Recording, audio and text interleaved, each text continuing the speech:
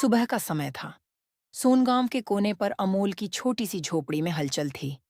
सूरज की पहली किरण झोपड़ी के छेदों से अंदर झांक रही थी। अमोल चारपाई पर बैठा था। उसकी आंखें थकी हुई थीं, लेकिन उनमें उम्मीद की चमक बाकी थी। मंजरी लकड़ी की चूल्हा जलाकर रोटी सेंक रही थी। अमोल, पूरी रात जागते रहे। क्या बात है? चिंता मत करो, सब ठीक हो जाएगा। कैसे चिंता न करूं, मंजरी? अगले हफ्ते शीतल की स्कूल की फीस भरनी है। अगर समय पर पैसे नहीं जुटाए तो हमारी बेटी पढ़ाई से वंचित रह जाएगी। लेकिन इतने पैसे आएंगे कहाँ से? खेतों में काम से जो कमा रहे हो, उससे मुश्किल से घर चल रहा है। शायद महाजन साहब से कुछ काम मांगना पड़ेगा। हालांकि वो काम के बदले इंसान को जानवर बना देते हैं। महाजन? नहीं अमोल, वो आदमी निर्दयी है, उसके जाल में मत फंसो।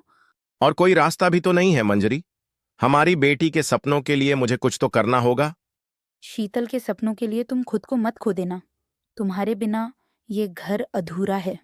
अगले दिन अमोल धूप चढ़ते ही महाजन के आलीशान बंगले पर पहुंचा। बंगले की चमक और उसके अपने कपड़ों की धूल भरी हालत में गहरा फर्क था। महाजन बगीचे में कुर्सी पर बैठा था, हाथ में चाय का कप और चेहरे पर व्यंग्यात्मक मुस्कान। अरे अमोल, क्या बात है? आज मेरे बंगले पर कैसे आना हुआ? साहब, कुछ काम की जरूरत है। मेरी बेटी की पढ़ाई के लिए पैसे जुटाने हैं। काम चाहिए? तुम्हें पता है मेरे यहाँ काम आसान नहीं होता। मुझे किसी भी काम से परहेज नहीं है साहब। बस ईमानदारी से मेहनताना मिल जाए। ठीक है, तुम्हें मेरा गोदाम साफ करना होगा, लेकिन याद रखना, अगर एक भी चीज टूटे या गायब हुई तो उसकी कीमत तुम्हारी पगार से काटी जाएगी। मैं पूरी ईमानदारी से काम करूंगा साहब। रामू, इसे गोदाम दिखा दो और काम समझा दो। अमोल के जाते ही महाजन ने अपनी मुस्कान को और चौड़ा किया। एक और गरीब फंसा, अब इसे अपनी मर्जी से नचाऊंगा। अमोल घर लौट कर आता है। वह थका हुआ था, लेकिन चेहरे पर अपने परिवार के लिए कुछ करने का संतोष था। शीतल किताबों में खोई हुई थी। उसे देखते ही वह दौड़कर अमोल के पास आई। बाबा, आप जानते हैं, आज हमारी मैडम ने कहा कि मेहनत करने वाला हमेशा सफल होता है। बिल्कुल सही कहा। मेहनत का कोई विकल्प नहीं होता। बाबा, मैं एक दिन बड़ी डॉक्टर बनूंगी और आपको कभी मेहनत नहीं करने दूंगी। अरे वाह, हमारी बेटी तो बहुत बड़े बड़े सपने देख रही है। हाँ माँ, और मेरे सपनों को पूरा करने के लिए आप दोनों को मुझ पर गर्व होगा। बेटा, तुम्हारे सपने ही हमारी जिंदगी हैं। बस तुम पढ़ाई में मेहनत करती रहो। बाकी सब मैं संभाल लूंगा। महाजन अपने कमरे में बैठा था। उसके नौकर रामू ने उसे अमोल के काम की खबर दी। साहब, अमोल ने आज बहुत मेहनत की, पूरा गोदाम चमका दिया। मेहनत का नतीजा देखता हूँ। अगले हफ्ते इसे और कठिन काम दूंगा, तब पता चलेगा इसके हौसले की असली कीमत क्या है। जी साहब। महाजन अपनी कुर्सी पर पीछे झुक गया और ठहाका मारकर हंसने लगा। अमोल को अब रोज सुबह खेतों में काम करना पड़ता था और शाम को महाजन के गोदाम की सफाई करनी होती थी। एक दिन काम से लौटने के बाद मंजरी उसके पास बैठी। अमोल, तुम्हारी तबीयत खराब हो रही है, अब और काम मत करो। मंजरी, जब तक शीतल का सपना पूरा नहीं होता, मैं पीछे नहीं हट सकता। ठीक है, लेकिन अपना ख्याल रखना, हम सब तुम्हारे साथ हैं। अगली सुबह अमोल महाजन के गोदाम में सफाई कर रहा था। उसकी मेहनत के बावजूद महाजन के चेहरे पर असंतोष के भाव थे। महाजन ने उसे काम करते हुए टोक दिया।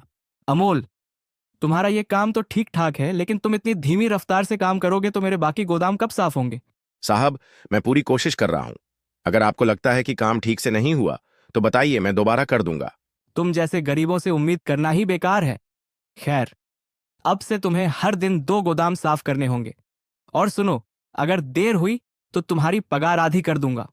लेकिन साहब, ये तो बहुत मुश्किल होगा। दिन में खेत का काम भी तो करना है।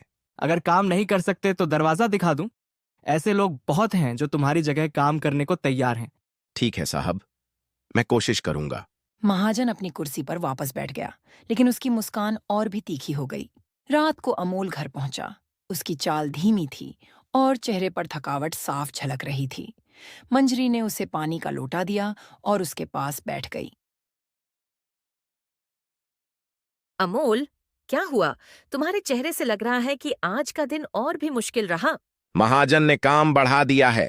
अब हर दिन 2 गोदाम साफ करने होंगे। अगर नहीं किया तो पगार काटने की धमकी दी है। ये आदमी तुम्हें इंसान नहीं समझता। तुम उसे छोड़ क्यों नहीं देते? और विकल्प क्या है मंजरी? हमारे पास और कोई रास्ता नहीं है। शीतल की पढ़ाई का सवाल है। लेकिन अगर तुम खुद बीमार पड़ गए तो क्या होगा? क्या शीतल का सपना पूरा हो पाएगा? मैं जानता हूं मंजरी, लेकिन जब तक शरीर साथ देता है मैं रुकूंगा नहीं। ठीक है, लेकिन तुम अपना ख्याल रखना। अगर तुम्हें कुछ हुआ तो मैं और शीतल अकेले पड़ जाएंगे। सुबह जब अमोल खेत पर जाने के लिए तैयार हो रहा था, शीतल उसके पास आई। बाबा, आज आप स्कूल चलेंगे? स्कूल? क्यों बेटा? हमारे स्कूल में पेरेंट्स डे है। टीचर ने कहा कि सबके माता पिता को आना है। आप भी आएंगे ना? बेटा, मुझे काम पर जाना है। अगर मैं नहीं गया तो। आपको हमेशा काम रहता है। आप कभी मेरे लिए समय क्यों नहीं निकालते? बेटा, मैं तुम्हारे लिए ही ये सब कर रहा हूं। एक दिन आएगा जब तुम्हें मुझ पर गर्व होगा। लेकिन मुझे आज गर्व चाहिए बाबा। प्लीज स्कूल आइए। ठीक है, मैं कोशिश करूंगा। अमोल ने महाजन के गोदाम जाने से पहले स्कूल जाने का फैसला किया, लेकिन उसकी चिंता थी कि वह महाजन के काम में देरी कर देगा। मंजरी ने उसे समझाया। अमोल, आज शीतल के लिए समय निकाल लो। महाजन के काम के लिए एक दिन इंतजार कर सकते हो। लेकिन अगर महाजन नाराज हुआ तो हमारी परेशानी बढ़ जाएगी। परेशानी तो वैसे भी खत्म नहीं हो रही, लेकिन बेटी के लिए एक दिन जरूरी है। शायद तुम सही कह रही हो। ठीक है, मैं स्कूल जाऊंगा, लेकिन महाजन को बाद में समझाना होगा। शाम को जब अमोल गोदाम पहुंचा, महाजन पहले से ही नाराज बैठा था। अमोल, ये क्या? आज का काम अधूरा है। तुम्हारी ये हिम्मत कैसे हुई? साहब, मेरी बेटी के स्कूल में आज एक जरूरी कार्यक्रम था, इसलिए मुझे देर हो गई। तुम्हारी बेटी के स्कूल के कार्यक्रम से मेरा क्या लेना देना? तुमने मेरी शर्तें तोड़ी हैं। साहब, मैंने कभी आपका काम टालने की कोशिश नहीं की, लेकिन आज बेटी के लिए जाना जरूरी था।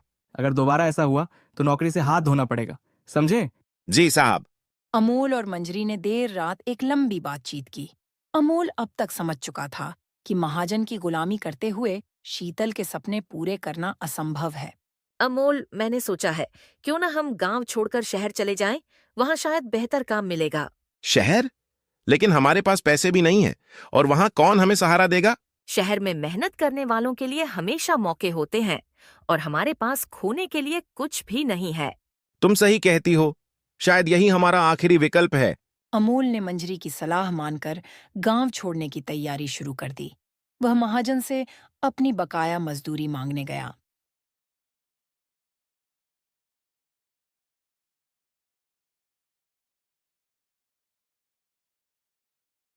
तो अब भागने की तैयारी है? पैसे चाहिए? तुम्हें एक पैसा भी नहीं मिलेगा। ये मेरी मेहनत की कमाई है।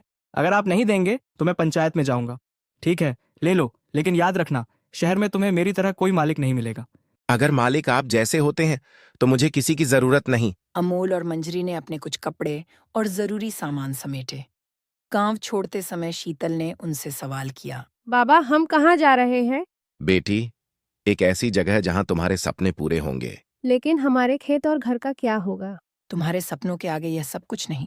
अमोल का परिवार शहर पहुंचा, जहां लोगों की भीड़, गाड़ियां और ऊंची इमारतें देखकर वे हैरान रह यहाँ तो गए। हर कोई भाग रहा है।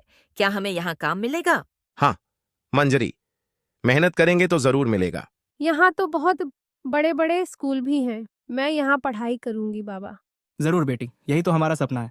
शहर में अमोल को जल्दी ही एहसास हुआ कि यहाँ काम पाना आसान नहीं है। वह दिन भर नौकरी की तलाश में घूमता रहा। अमोल, पूरा दिन बीत गया, कुछ मिला? नहीं मंजरी, लेकिन मैं हार नहीं मानूंगा। हमारे पास जो थोड़े पैसे हैं वे भी खत्म हो रहे हैं। मैं कुछ भी कर लूंगा, लेकिन शीतल की पढ़ाई बंद नहीं होगी। कई दिनों की तलाश के बाद अमोल को एक निर्माण स्थल पर काम मिला। काम मुश्किल है, तुम्हें दिन रात मेहनत करनी होगी। मैं हर मुश्किल सहने को तैयार हूँ, बस मेरी मजदूरी समय पर मिलनी चाहिए। देखते हैं तुम्हारी मेहनत कितनी देर टिकती है। मंजरी ने भी पास के एक घर में खाना पकाने का काम शुरू किया। हम दोनों मिलकर मेहनत करेंगे अमोल। इससे शीतल के लिए किताबें और स्कूल की फीस भर सकेंगे। तुम हमेशा मुझे हिम्मत देती हो मंजरी। अमोल और मंजरी ने अपनी पहली कमाई से शीतल का दाखिला शहर के एक अच्छे स्कूल में कराया। बाबा, मैं आपकी मेहनत बेकार नहीं जाने दूंगी। मैं खूब पढ़ाई करूंगी। हमें तुम पर पूरा भरोसा है बेटी। अमोल और मंजरी ने हर मुश्किल का सामना किया। वे दिन रात मेहनत करते रहे। शीतल ने स्कूल में अच्छे नंबर लाने शुरू किए। धीरे धीरे उनका जीवन पटरी पर आने लगा। कुछ साल बाद शीतल ने अपनी पढ़ाई पूरी की और एक बड़ी कंपनी में नौकरी पाई। बाबा माँ, यह सब आपकी वजह से संभव हुआ। ये तुम्हारी मेहनत और हमारे सपने की जीत है बेटी। शीतल ने अपने माता पिता के लिए एक नया घर खरीदा। अब उनका परिवार एक खुशहाल और सम्मानजनक जीवन जी रहा था। अमोल, हमने सही किया जो गांव छोड़कर यहाँ आए। हाँ मंजरी, सपनों के लिए हर कुर्बानी सही होती है। इस तरह अमोल और मंजरी की मेहनत रंग लाई और उनकी बेटी ने उनके सपनों को साकार किया।